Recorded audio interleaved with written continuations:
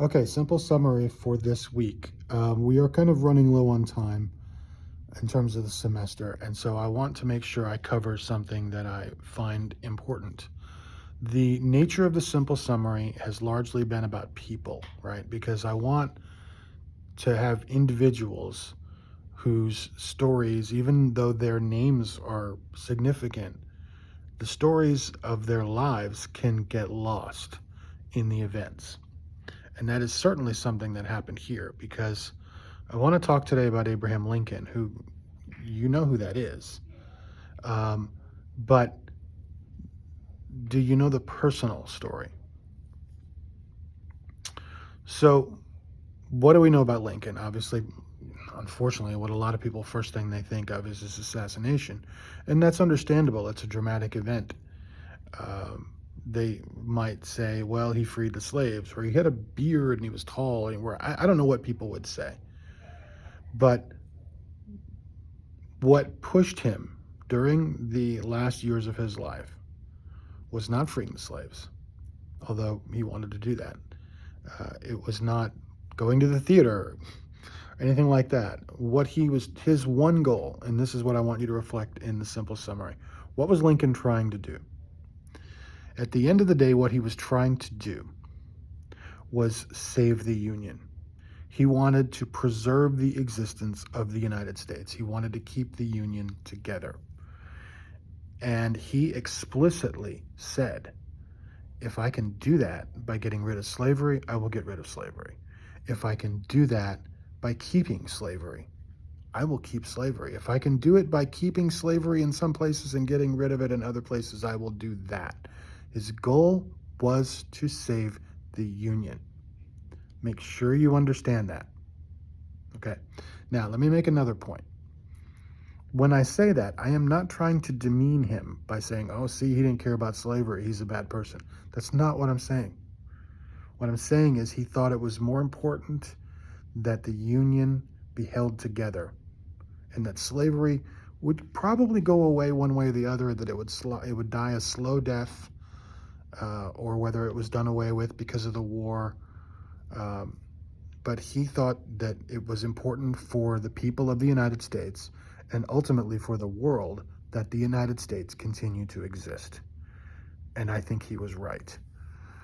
Um, I used to talk about this nightmare scenario. Now, this is totally science fiction. This did not happen. It couldn't happen. It didn't happen unless you have a time machine. But imagine that the South wins the Civil War and the United States splits into two countries. Okay, first of all, do you really think it would end up only being two countries? Or would it turn into the next time there was a dispute in the South that Virginia would say, all right, we're out. And they would split again and again and again and again and again. And eventually you have 50 or 75 different little tiny countries where the United States used to be. Why does that matter? Well, then there's no United States to lead the world.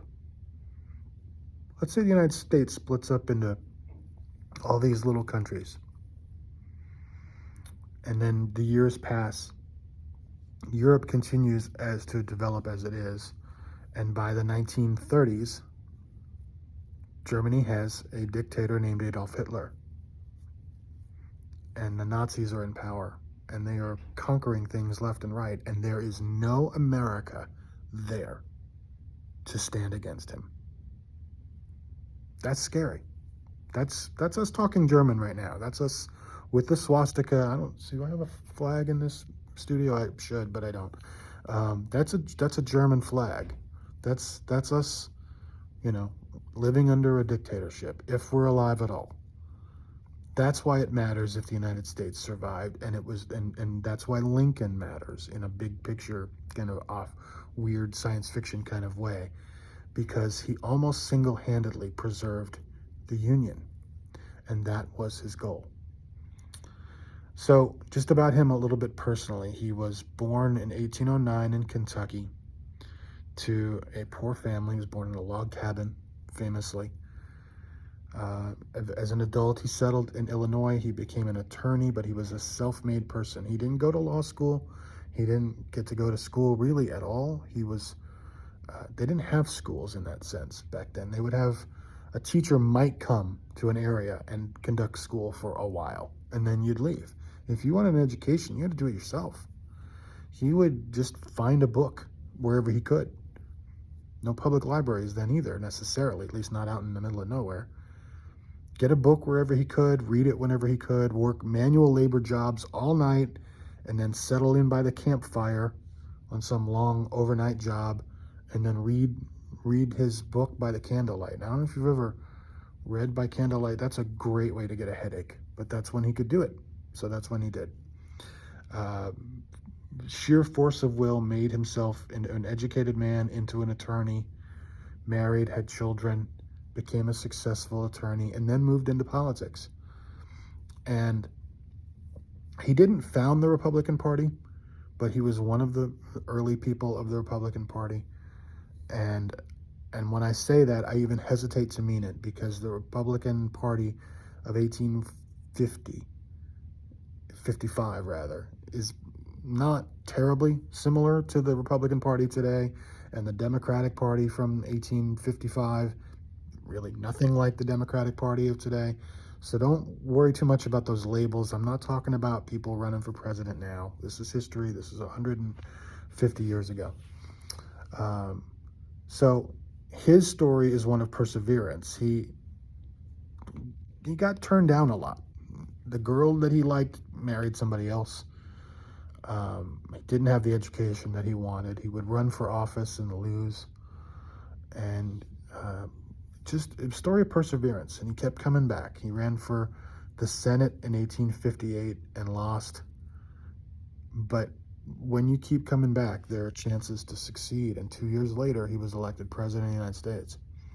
I'm really making this very short because we're at 7 minutes already. But what I want you again to take away from this is that Lincoln's story is about wanting to leave a mark on history. He was afraid that he would die and he would be in the ground somewhere and people would forget that he ever existed. And he wanted to leave a mark on history, and he certainly did. As a young man, I'm throwing in, this is out of chronology, but I think it's important. As a young man, he had a job. One of his many jobs was to float on a barge, to deliver a barge of goods by floating down the Mississippi River all the way down to New Orleans, from way upriver, the middle part of the country. I don't know where it started, maybe St. Louis. And deliver that barge to New Orleans, and he did. And when he was there in New Orleans, he saw people being sold, people being purchased and sold at a slave auction. And he did, at that point, experience a sense of revulsion, and he thought, this is wrong. I do think that motivated him later on when he was president.